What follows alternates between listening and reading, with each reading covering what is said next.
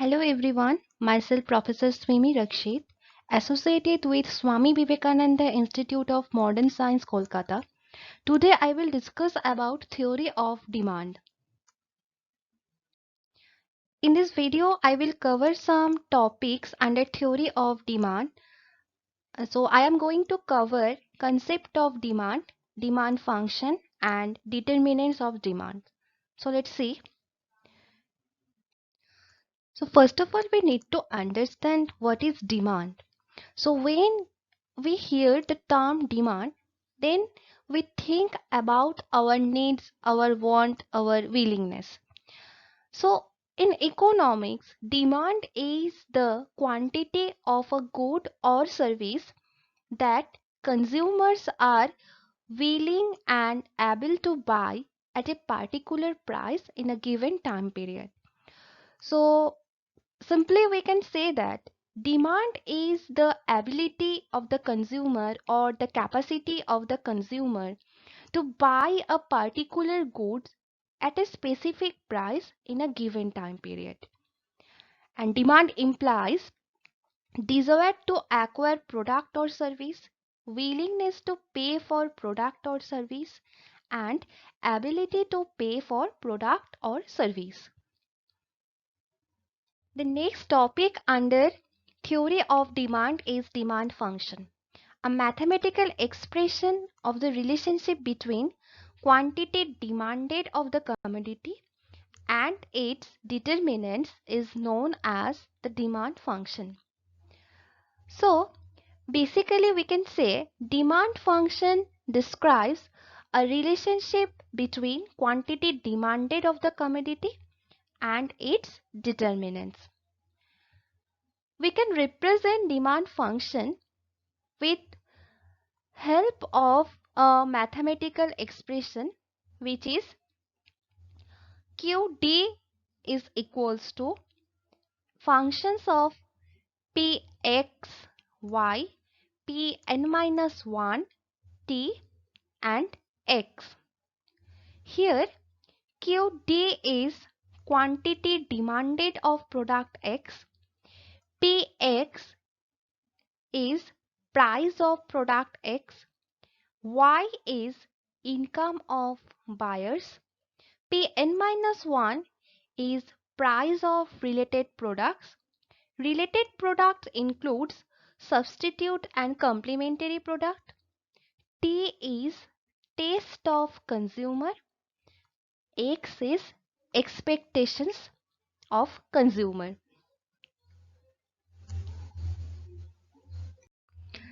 Next topic under theory of demand is determinants of demand. So there are 5 determinants of demand by which we can determine the demand of an individual. So here first determinant is price of good or service. Second determinant is income of buyers. Third determinant is prices of related goods or services. Fourth determinant is taste of consumers. And last determinant is expectations. Now I am going to discuss about the first determinant of demand, which is the price of the good or service. We often find that a consumer buys more of a good or service when its price declines and vice versa. Thus, we can say that for a normal good or service, price of a good and service and its demand vary inversely.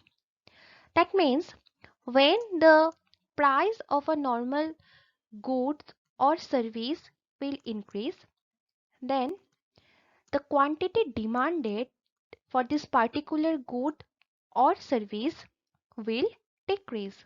And on the other hand, when the price of a normal goods or service will decrease, then the quantity demanded for this particular good or service will increase. So it's clear there is a negative relationship or inverse relationship between price of a normal goods or service and its demand. A fall in price of a normal goods and service leads to rise in consumer purchasing power.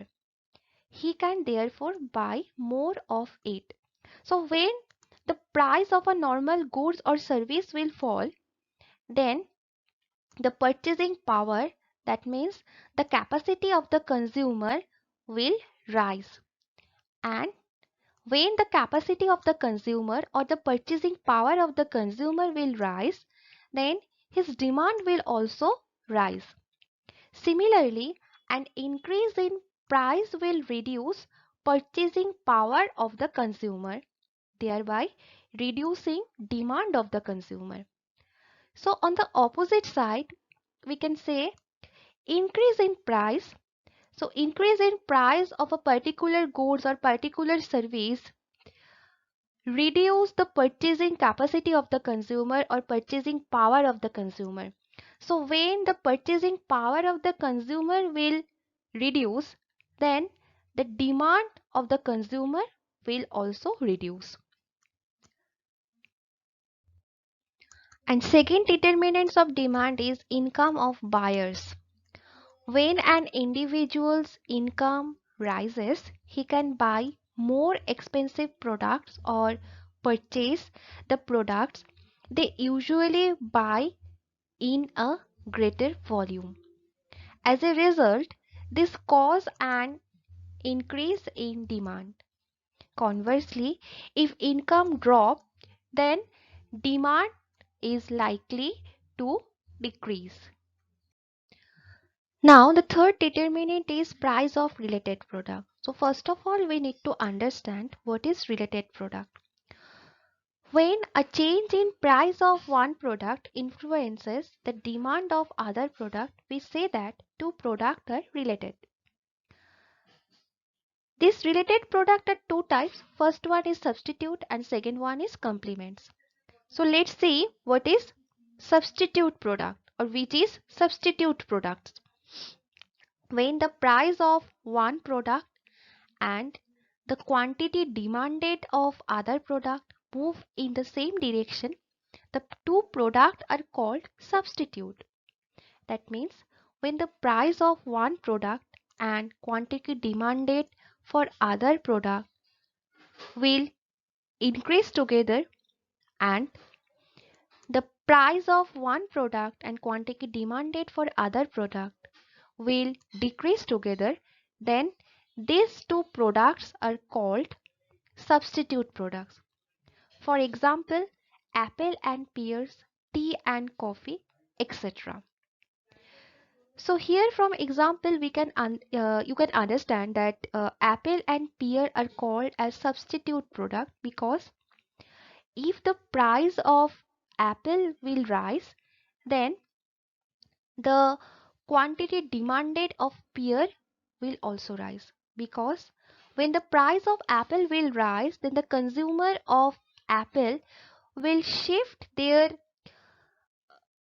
demand from apple to pear.